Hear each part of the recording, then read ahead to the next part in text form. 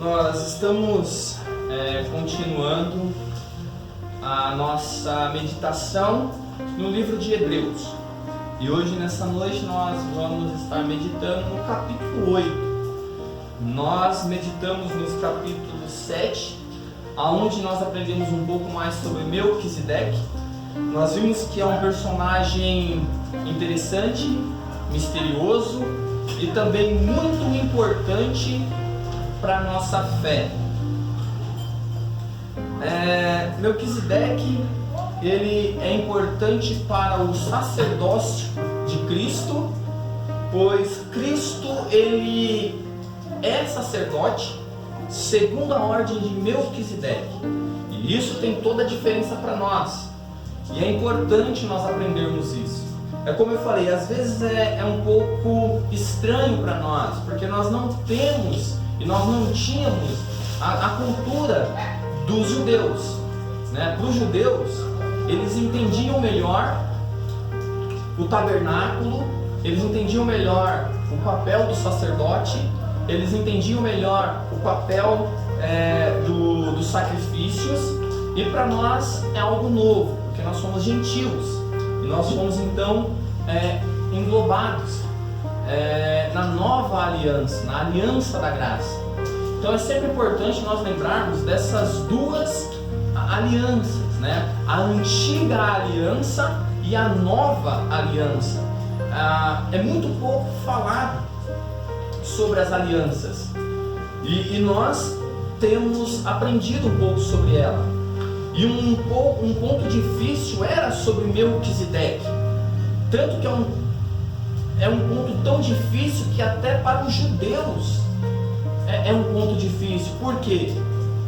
Porque nós vimos que tem pouca referência no Antigo Testamento falando a respeito de Melquisedeque, e aqui no Novo Testamento nós já temos bastante informações sobre ele.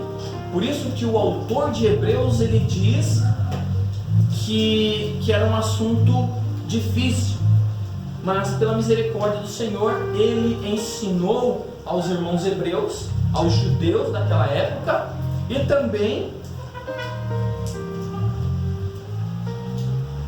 também conseguiu abrir a nossa visão para esse conhecimento. Então hoje nós vamos meditar no capítulo 8. Você que tem a sua Bíblia, né, abra aí, capítulo 8, e vamos meditar. Eu vou ler os 13 versículos, e aí nós vamos indo por parte para nós aprendermos e extrairmos as doutrinas que aqui estão.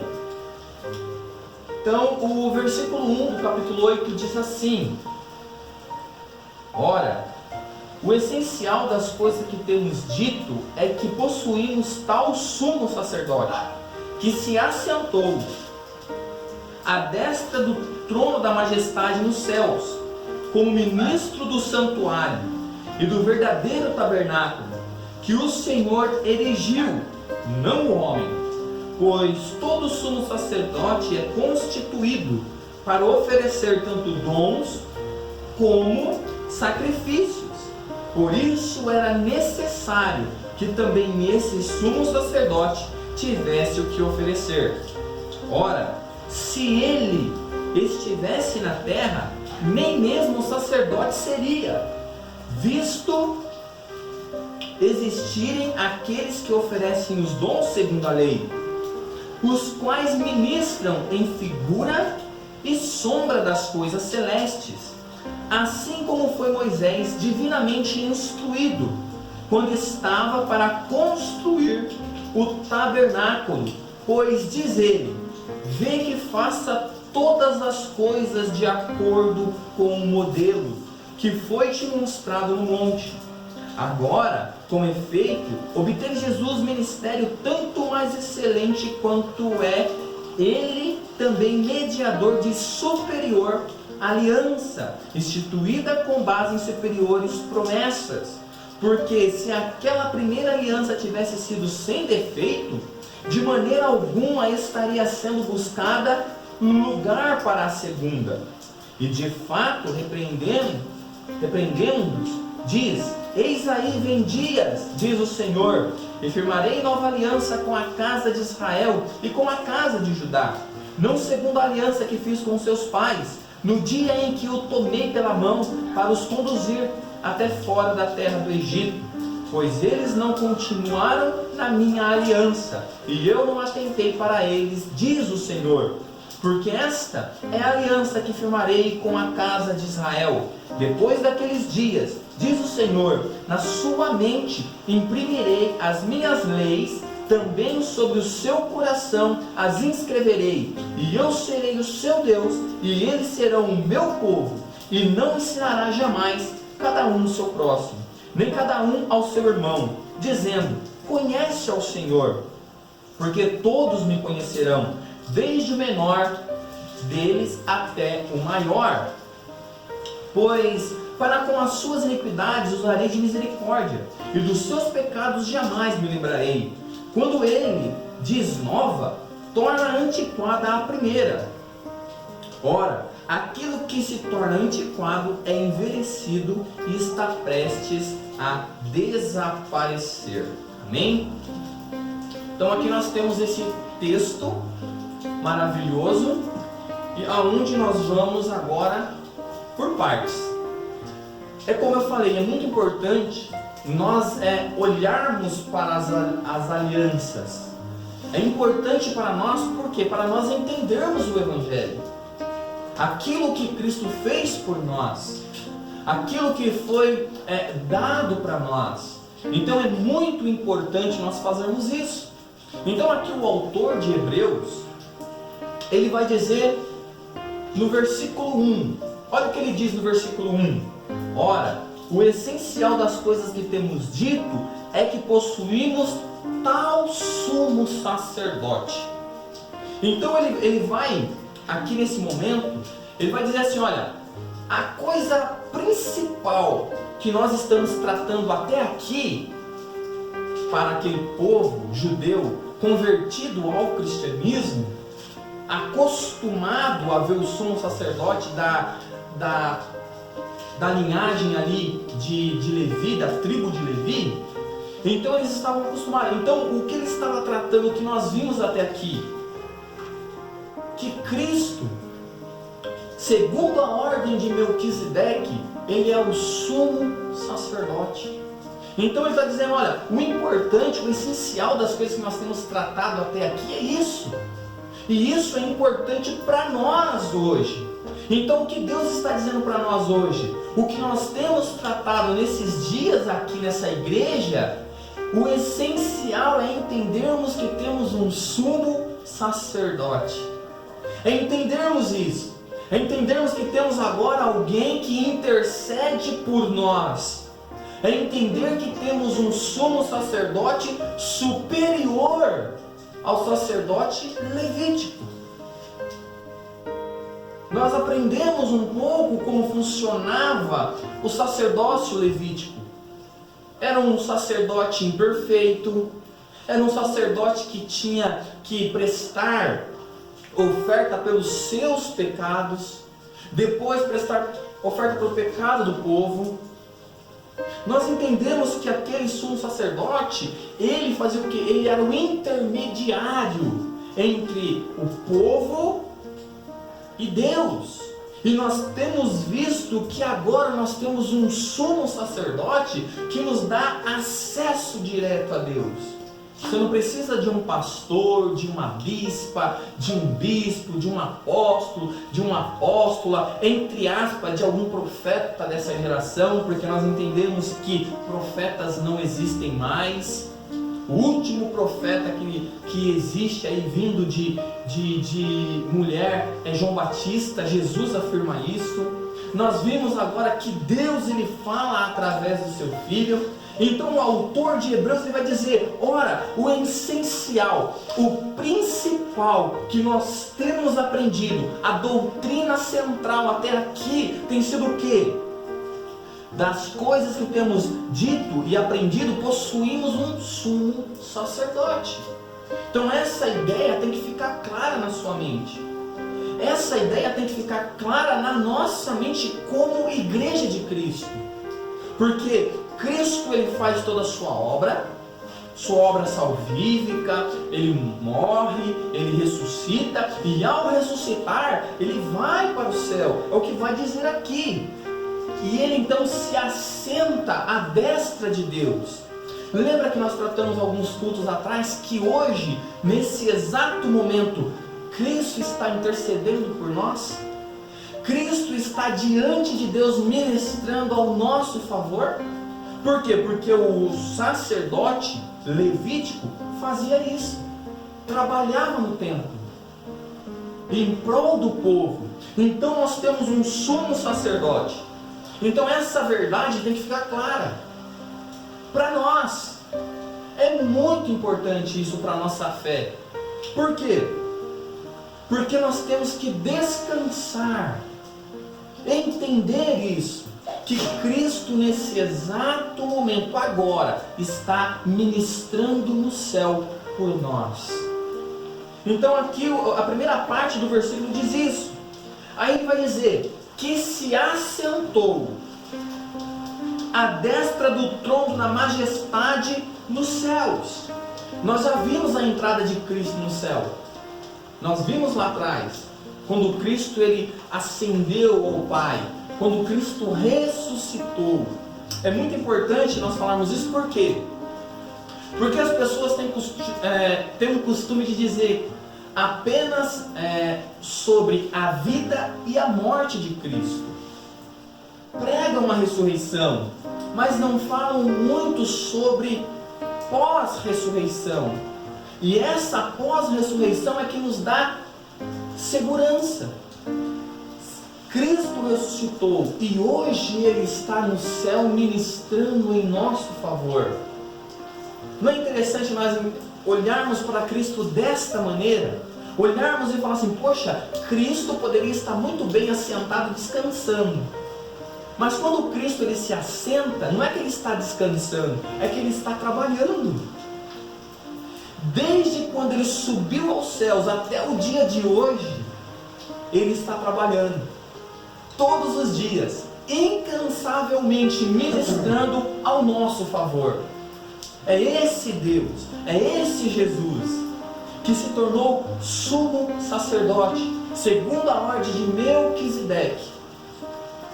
Está sentado à destra do Pai, ministrando em nosso favor, nos céus. Então as pessoas falam pouco sobre o céu.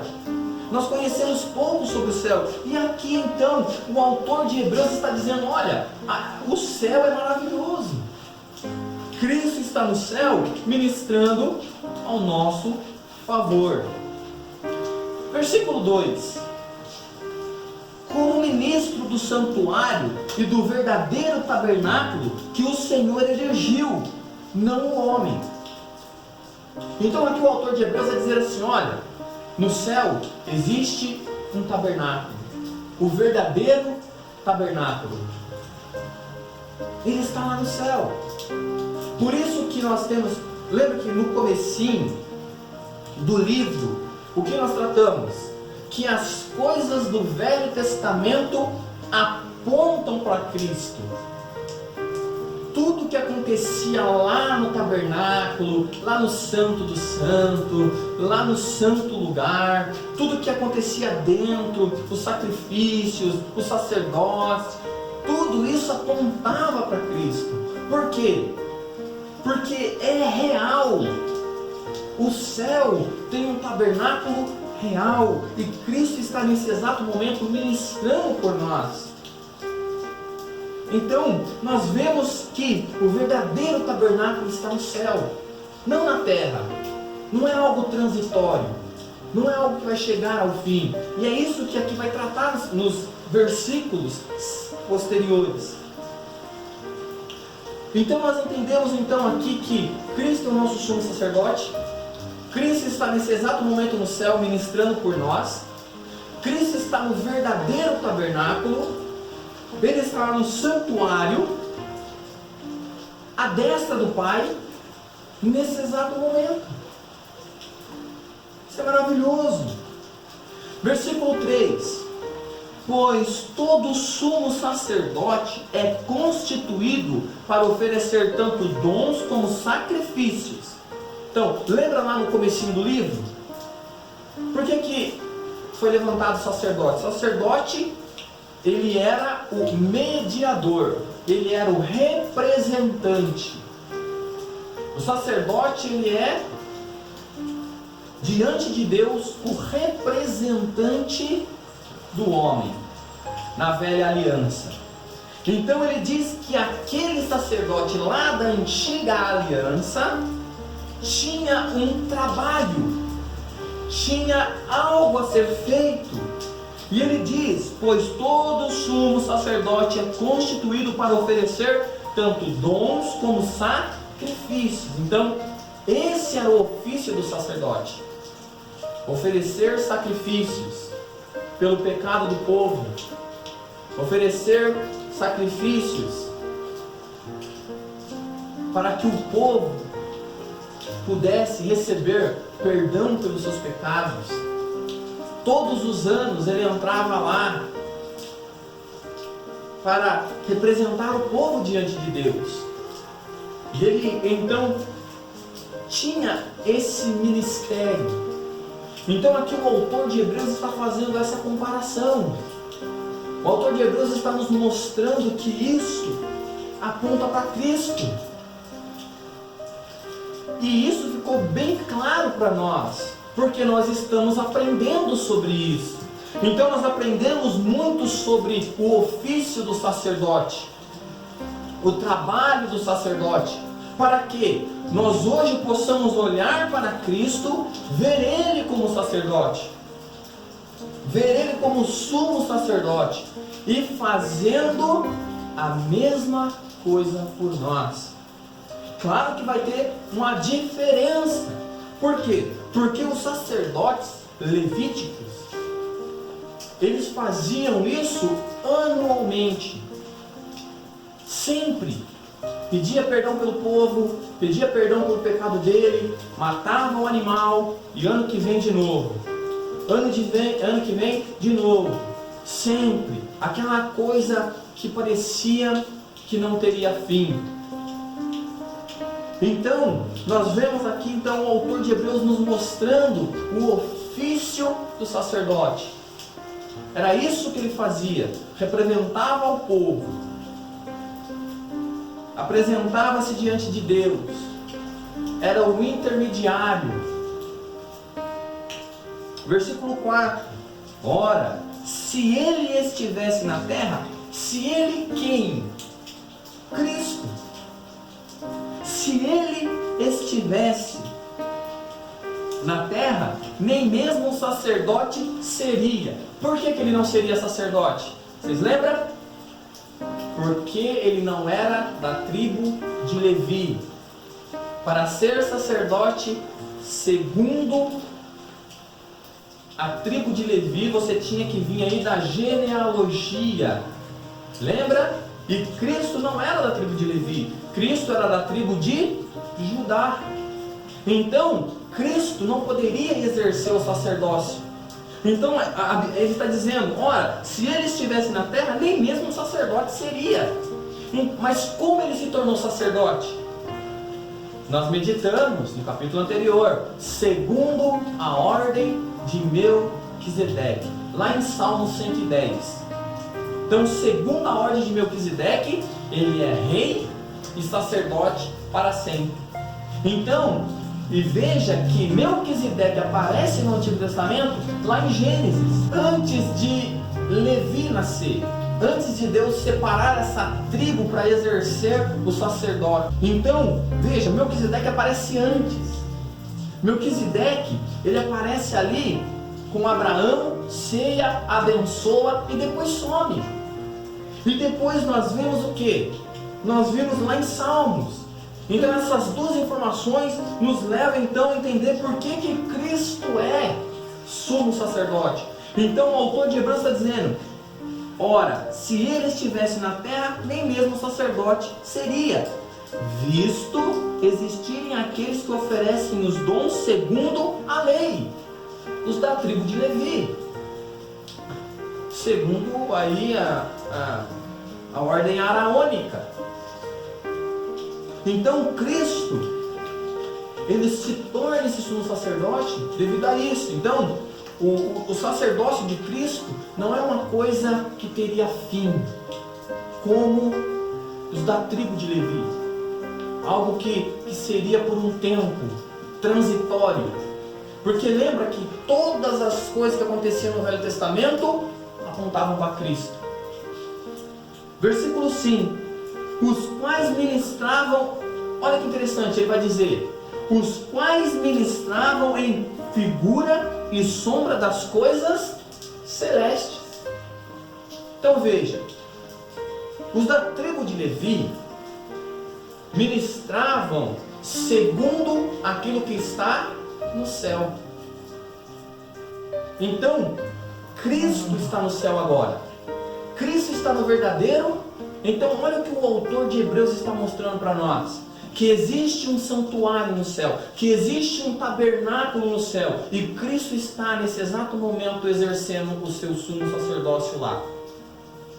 E aqui na terra ele não poderia ser sacerdote, porque ele não era da genealogia de Levi, da tribo de Levi, da ordem araônica. Mas aqui os que serviam aqui na terra, eles serviam para apontar para uma coisa maior, mas excelente. Então no versículo 5 ele vai dizer, os que ministravam em figura. Não era figura e sombra das coisas celestes. Assim como foi Moisés divinamente instruído quando estava para construir o tabernáculo, pois diz ele, vê que faça todas as coisas de acordo com o modelo que foi mostrado no monte. Lembra que Moisés subiu lá no monte? E então ele teve uma visão, e Deus mostrou o tabernáculo do céu para ele. Ele falou assim, Moisés, agora você vai construir um tabernáculo na terra, uma réplica de tudo quanto você viu lá. Então, quando nós olhamos para a aliança, para o tabernáculo, nós temos que entender que não foi um fruto da imaginação humana. Não era perca de tempo fazer o que eles faziam. Mas quando eles faziam aquilo, eles tinham que ter na mente o quê? Eu acho que foi isso que eles perderam. Eles perderam o foco do céu, daquilo que é superior. Então, a tribo de Levi, o povo de Israel, quando estava ali no tabernáculo, quando eles viam todas aquelas coisas, quando eles viam o sacrifício, quando eles viam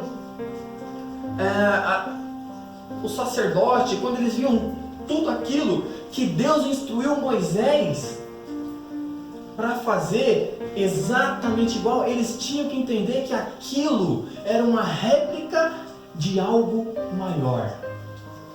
Então não era fruto da imaginação humana. O culto que Israel prestava era um culto verdadeiro. A gente não tem que olhar, mas a gente tem que olhar que aquilo era transitório. Era algo que teria fim. Era algo que apontava para o real. Eles tinham que ter isso em mente. Então é isso que nós temos. Olha, então vejamos que o tabernáculo, que os sacrifícios, tudo aquilo tinha um propósito. Deus deu aquele tipo de tabernáculo, Deus deu o tipo de culto, Deus deu a lei, Deus deu tudo. Não era fruto da imaginação humana. Moisés então desceu e construiu o tabernáculo. E então todas aquelas coisas eram réplicas do céu. E é aqui que nós temos que entender que agora Cristo não está na réplica, mas Cristo está no verdadeiro. O autor de Hebreus está nos mostrando isso.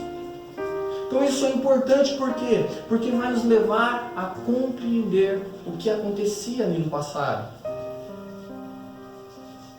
Então, no versículo 6, ele vai dizer: agora com efeito, obteve Jesus ministério, tanto mais excelente, quanto ele é também mediador de superior aliança. instituída com base em superiores promessas. Então ele vai dizer assim para nós, o autor de Hebreus: agora com efeito obteve Jesus um ministério tanto mais excelente. O trabalho de Jesus é mais excelente. Por quê? Porque agora Jesus está fazendo isso no céu, não na terra. E ele é também o mediador de uma superior aliança. Que aliança é essa, gente? Nós vivemos um tempo em que as pessoas não conhecem muito sobre a aliança da graça, a aliança do Novo Testamento. E é essa aliança que a Bíblia está nos falando aqui. A aliança da nova aliança superior, a qual Cristo é mediador. O que é um mediador? É um intermediário. É alguém que está assim como Moisés estava na antiga aliança. Então Moisés, ele se colocou diante de Deus e o povo. Quando Deus falava com o povo, Moisés se apresentava. Não, o povo tinha medo de se achegar. Então Moisés ia, falava com Deus e voltava e falava com o povo. Aí Moisés ia, falava com Deus, Deus falava com Moisés, Moisés vinha e falava com o povo.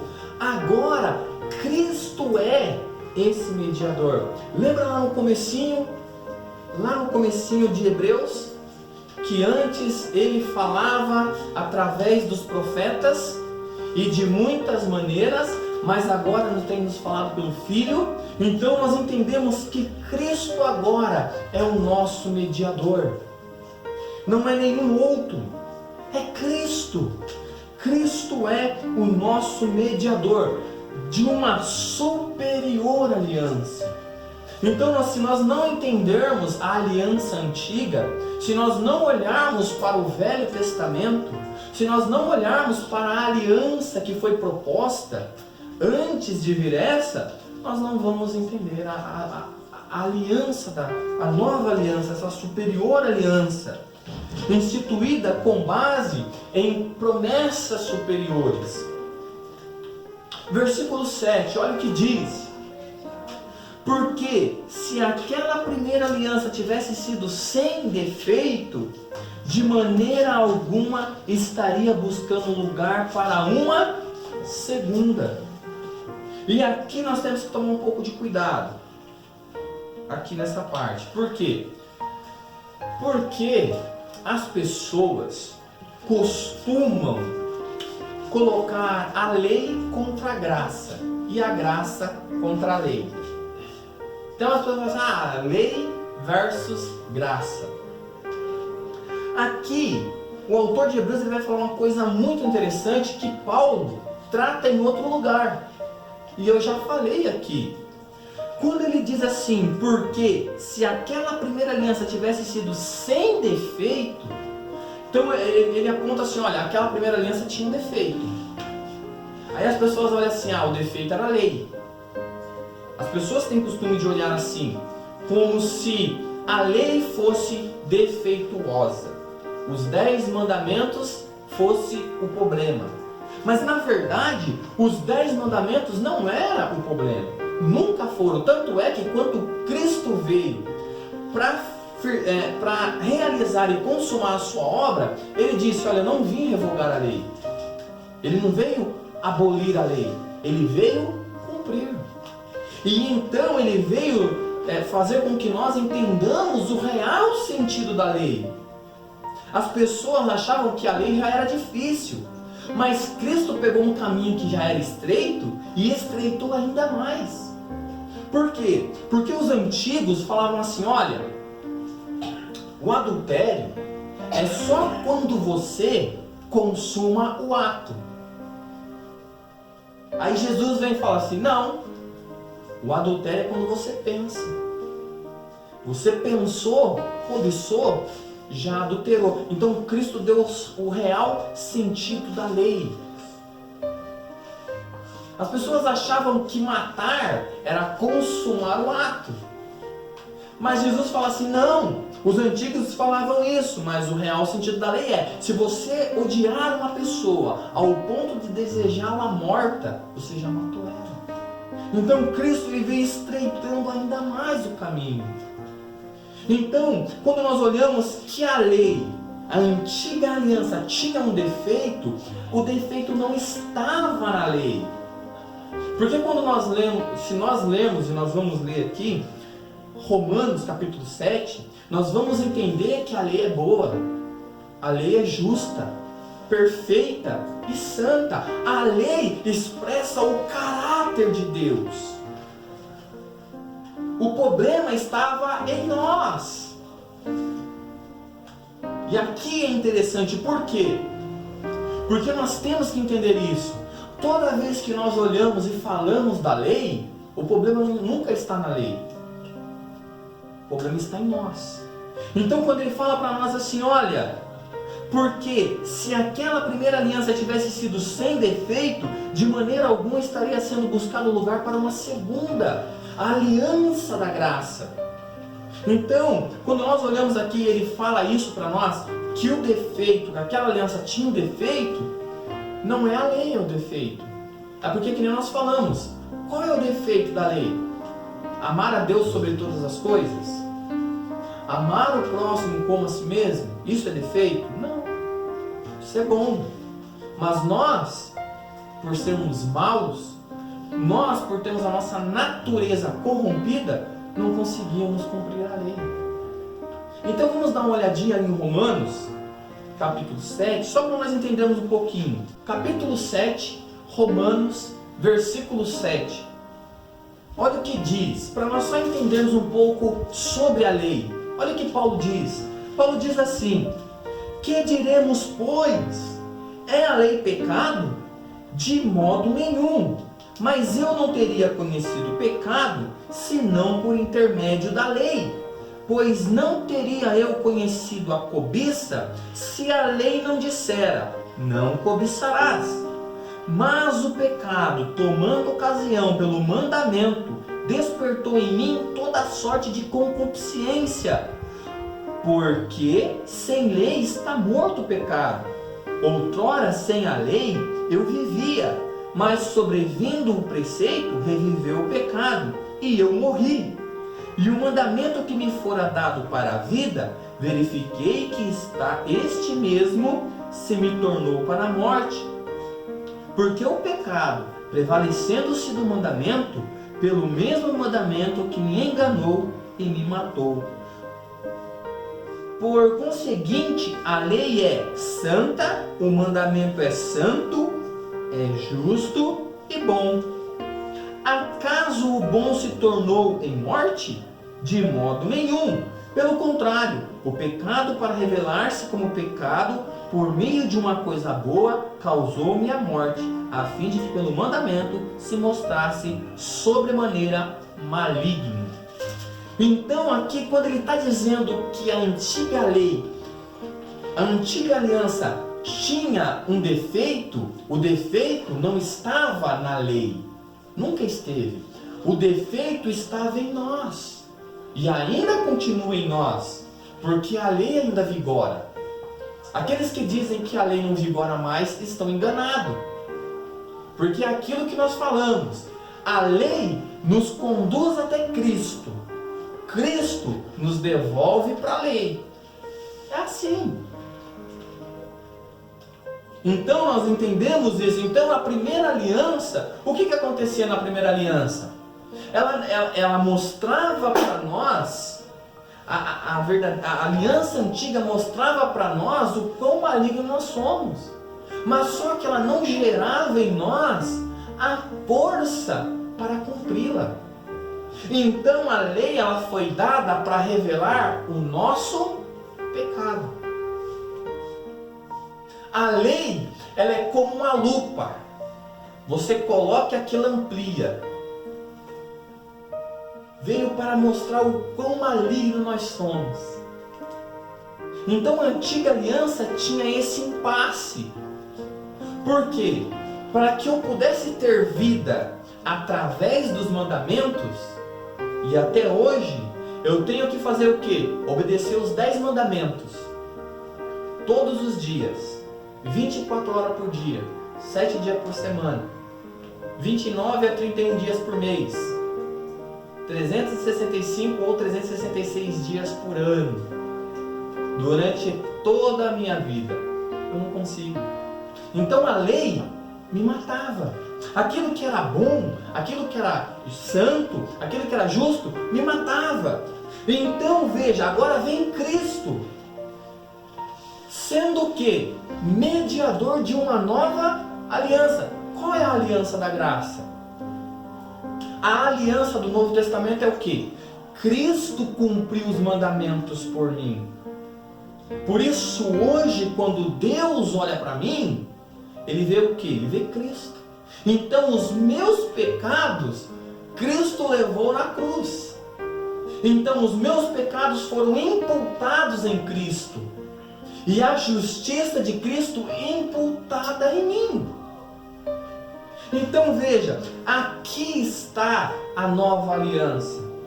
A nova aliança eu tinha que fazer para ser salvo. Na nova aliança eu tenho que crer naquilo que já foi feito. Por isso que nós falamos que não é por aquilo que nós fazemos. Por isso que nós falamos que nós somos salvos por fé. Por isso que nós falamos que nós somos justificados por fé. Porque agora Cristo veio, cumpriu os mandamentos e morreu no nosso lugar. Então Cristo não poderia morrer porque Ele cumpriu os mandamentos. Os mandamentos traz vida. Como Cristo morreu? Quando os meus pecados foram imputados nele. Quando os seus pecados foram imputados nele. Então, olha que interessante. Se nós entendermos o Evangelho da Graça, a primeira coisa que vem sobre nós é: eu matei o meu Jesus. Eu matei o meu Senhor. Ele só morreu porque o meu pecado matou ele. Então, aqui ele está dizendo, então, nós entendemos então agora o defeito da lei antiga, da aliança antiga. E nós vimos que o defeito da aliança antiga era a nossa parte, não a parte de Deus. Ele deu a sua lei revela o seu caráter. Então no versículo 8 ele vai dizer: e de fato, repreendendo-os, diz: eis aí vem dias, diz o Senhor. Aqui é o profeta Jeremias falando: firmarei nova aliança com a casa de Israel e com a casa de Judá, e não segundo a aliança que fiz com seus pais. Essa aliança no monte lá de Moisés, aquela aliança, Moisés desceu com 2 tábuas na mão, desceu os 10 mandamentos. Então é essa aliança que ele está dizendo. Então Deus está falando: olha, vai vir dias em que firmarei uma nova aliança com a casa de Israel e com a casa de Judá, não segundo a lei que eu fiz com os seus pais, no dia em que os tomei pela mão para os conduzir para fora da terra do Egito, pois eles não continuaram na minha aliança, e eu não atentei para eles, diz o Senhor. Então veja, o povo começou a abandonar Deus. Quando você lê a história do Velho Testamento, o que você vê? Dá até raiva, não dá? O povo de Israel está andando, daqui a pouquinho começa a ir atrás de outros ídolos. Aí Deus levanta um profeta, o povo vai, se arrepende e volta. Daqui a pouquinho, atrás de outros ídolos. Daqui a pouquinho, vai lá, se arrepende e volta. É sempre assim, uma inconstância. O povo de Israel sempre se afastando de Deus, sempre quebrando os seus mandamentos. E Deus, pela sua infinita misericórdia, sempre levantando os profetas. E qual era a mensagem dos profetas? Os 10 mandamentos. As pessoas têm a ideia errada do Velho Testamento, é que o profeta era levantado para falar profecias e previsões do futuro. E não era. Os profetas do Antigo Testamento, toda vez que eles iam repreender o povo, eles pregavam a lei. Eles falavam: olha, lembre-se lá das bênçãos e das maldições. Você já leu lá em Êxodo, lá, as bênçãos e as maldições? Então é isso. Quando o povo se desviava, Deus levantava um profeta. O profeta ia até o povo e falava assim: olha, vocês quebraram a aliança. vocês então, se vocês não se arrepender, vai vir outras nações e vai aprisionar vocês, e vai escravizar vocês, vão dizimar vocês. E era isso que acontecia. Tanto é que Jeremias é considerado como um profeta chorão. Por quê? Porque ele viu a desolação que aconteceu em Israel. Ele viu os jovens sendo mortos. Ele viu as jovens sendo estrupadas. Ele viu as mulheres tendo as suas barrigas cortadas e os fetos caindo para fora. E ele falou: eu avisei vocês. Eu avisei vocês, vocês não se arrependeram. Eu preguei os 10 mandamentos para vocês, vocês não se arrependeram. Então os profetas, eles vinham e falavam isso. Então, quando ele começou a ver essas coisas, ele viu jovens morrendo, jovens sem esperanças, idosos. Ele viu toda a desolação passando por Jerusalém, o povo de Israel. Então aqui ele está dizendo: olha, vai vir um tempo em que eu vou fazer uma nova aliança. Vai vir um tempo. Versículo 10. Porque esta aliança que firmarei com a casa de Israel, depois daqueles dias, diz o Senhor, na sua mente imprimirei as minhas leis. Agora olha que interessante. A primeira aliança estava em 2 tábuas de pedra. A nova aliança, aonde que ele vai escrever? Nas tábuas. Primeiramente na mente, imprimirei as suas leis. Também sobre o seu coração as inscreverei. Então a primeira aliança estava nas pedras, nas 2 tábuas de pedras. Elas estavam fora. Nessa nova aliança que foi feita na cruz, a aliança, os mandamentos agora estão dentro da nossa alma, está na nossa mente, está no nosso coração. Eles tinham que fazer para serem salvos. Agora nós já estamos salvos, por isso nós não fazemos o que é errado. Por isso que quando nós olhamos para o pecado, eu não vou agora observar a lei para que eu seja salvo. Eu já sou salvo, por isso eu obedeço a lei. Nós não se tornaremos santos quando adentrarmos o céu. Nós somos santos aqui na terra, um povo separado.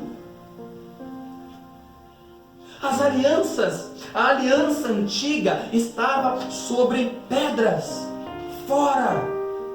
Agora está sobre a tábua do nosso coração. No Velho Testamento você já ouviu isso? Que Deus tirará o coração de pedra e colocará um coração de carne. E sobre esse coração Ele vai escrever. É isso. Se você não tem prazer na lei de Deus, se você não consegue ter prazer na palavra de Deus, talvez esse seja um sinal que você ainda não nasceu de novo. Porque a nova aliança diz isso. Olha, a nova aliança que eu firmarei depois daqueles dias será a seguinte: imprimirei na sua mente, imprimirei as minhas leis. Então veja, Cristo não veio abolir a lei, Ele veio cumprir. Aí eu te pergunto, hoje eu cumpri os 10 mandamentos? Não. Eu quebrei. E aí Deus olha para mim. A sua ira se acende, por quê? Quebrou os mandamentos. O salário do pecado é a morte, então a gente tem que morrer. Mas aí agora, nesse exato momento, Cristo está no céu intercedendo por nós, dizendo o quê? Eu morri por pecado dele. Eu morri por ele. Eu paguei por esse pecado. Eu fui o sacrifício por esse pecado. Eu sou o cordeiro que tira o pecado do mundo. Eu morri por eles. Você está entendendo quão é importante Cristo nesse exato momento? intercedendo por nós, o porquê nós não somos consumidos por Deus. Por que Deus não nos mata nesse exato momento? Por que nós ousamos hoje a fazer um culto diante desse Deus? Aonde as criaturas que não têm pecado cobrem os seus rostos, cobrem os seus pés e voam com 2 asas. Os querubins, os serafins, os anjos que estão diante de Deus, eles não têm pecado, e mesmo assim, como nós que hoje cometemos diversos pecados, entramos na presença dele? Nós entramos através do sacrifício de Cristo. Então essa nova aliança, essa lei é imprimida em nosso coração. Então é isso, nós olhamos e vimos então que na sua mente imprimirei a minha lei, também sobre o seu coração as escreverei, e eu serei o seu Deus, e eles serão o meu povo. Então veja, aqui está a nova aliança. Então assim como Deus pegou Israel e fez de Israel o seu povo, hoje Deus pega através de Cristo, do seu sacrifício, e nos faz seu povo. Hoje Ele é o nosso Deus. Nós somos seus servos. A sua lei está dentro de nós. Nós não obedecemos a lei para ser salvos. Nós somos salvos, por isso obedecemos a lei. Por isso que nós amamos a Deus sobre todas as coisas. E quando o nosso amor falha para com Deus, Deus olha para Cristo e fala: Tu me amou sobre todas as coisas. E nós estamos escondidos em Cristo. Por isso que aquele que está em Cristo Jesus, essa expressão é muito maravilhosa, em Cristo. Nós não somos aceitos por aquilo que fazemos. Não é a nossa santidade, não é a nossa obediência, não é a nossa perseverança, não é aquilo que podemos fazer, mas em Cristo, a santidade de Cristo em nós, a obediência de Cristo em nós, a devoção de Cristo em nós. Cristo, nós em Cristo. É isso que é a nova aliança. Versículo 11.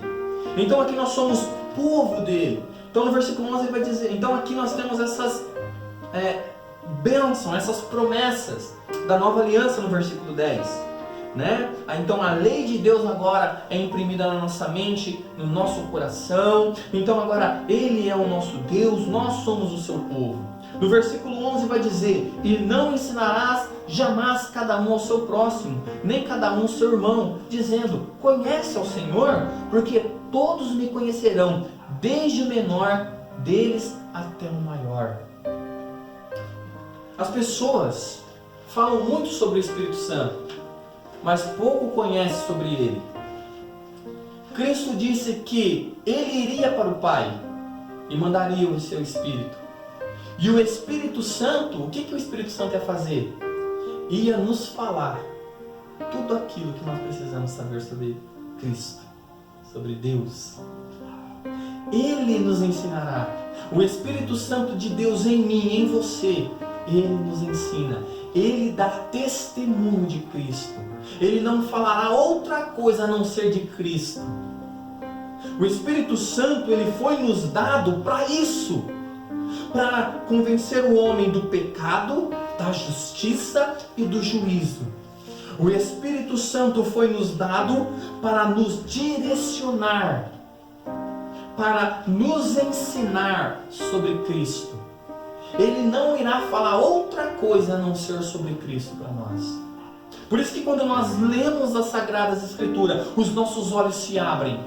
Por isso que quando nós lemos, as palavras aquecem o nosso coração.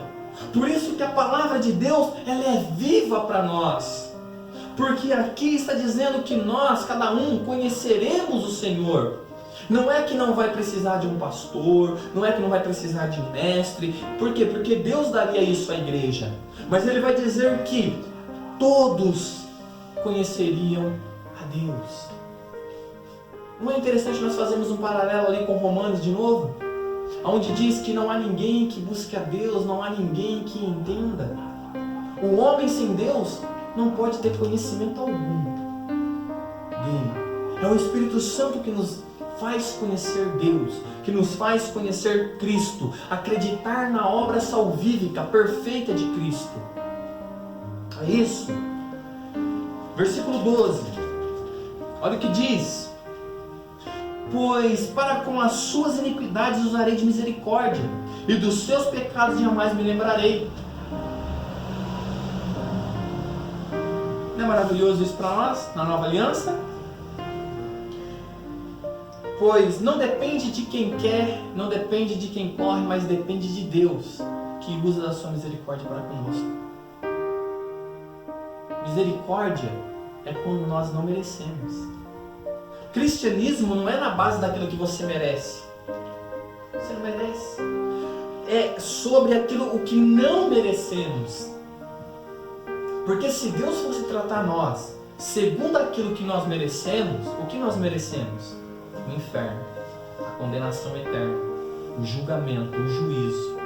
Mas Ele usa de misericórdia, pois com as nossas iniquidades, com os nossos pecados. Então veja, Cristo obedeceu, morreu na cruz, levou os nossos pecados. Cristo, então hoje Deus olha para nós e vê Cristo em nós. Vê a justiça de Cristo em nós. Vê a misericórdia de Cristo em nós. Não é por mérito. Não somos salvos porque merecemos. Nós não merecíamos ser salvos. E Ele vai dizer, dos seus pecados jamais me lembrarei. Será que deu amnésia em Deus? Não, não é isso. É porque os nossos pecados já foram pagos. A ira de Deus já foi saciada na cruz. Cristo é a nossa propiciação. A oferta que apazigua